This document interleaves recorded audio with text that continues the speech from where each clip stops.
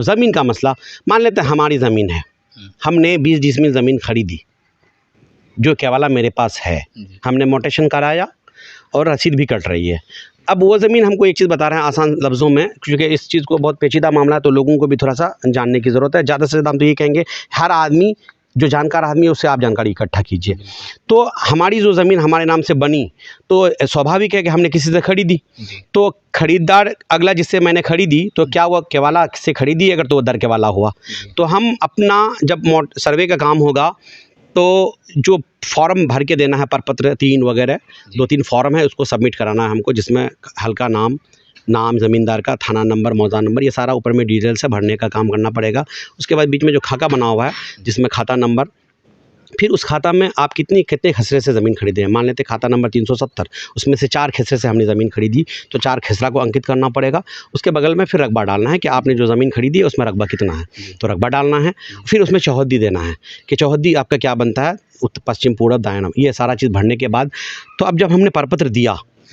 तो हमने तो दिखा दिया, तो प्रपत्र देने के बाद जिस ज़मीन का ब्यौरा हमने भरा है तो साथ ही उस ज़मीन से संबंधित कागजात दस्तावेज की छाया प्रति लगाने पड़ेगी। उस तरह तो कोई भी किसी को दर्शा देगा फॉर्म में कि 5 एकड़ ज़मीन हमारी है। नहीं सर, अभी एक सवाल ये उठता था ना कि मतलब केवाला रिजेक्ट किया जा रहा है, खाता खसरा चढ़ा दिया, ज़मीन है ही नहीं, तो ऐसा भी तो हो सकता है जहाँ से मान लीजिए ज़मीन विभाग से जुड़े हुए जितने लोग मुंशी लोग हैं इस तरह कर रहे हैं, तो ऐसा भी तो हो सकता है। समझ गया आपकी बात, जैसे वहाँ गलती हुई तो क्या यहाँ पर भी हो सकता है। देखिए, गलती एक अलग चीज़ है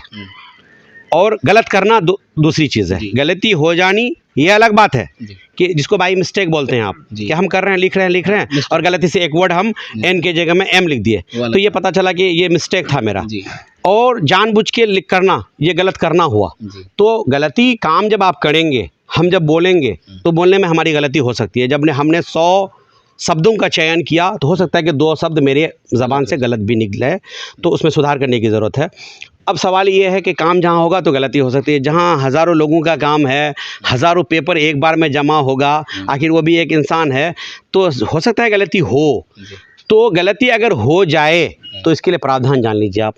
हम कागज़ दे दिए, फिर अंचल लेवल पर शिविर लगेगा, शिविर लगने के बाद हमने जो पेपर दिया उस पेपर को सत्यापन जब वो करेंगे, सत्यापन करने के बाद फिर इसमें उसका जो डेमो दिखाया जाएगा, ठीक, जब डेमो दिखाया जाएगा, अगर लग रहा है मुझे कि कहीं त्रुटि हो गई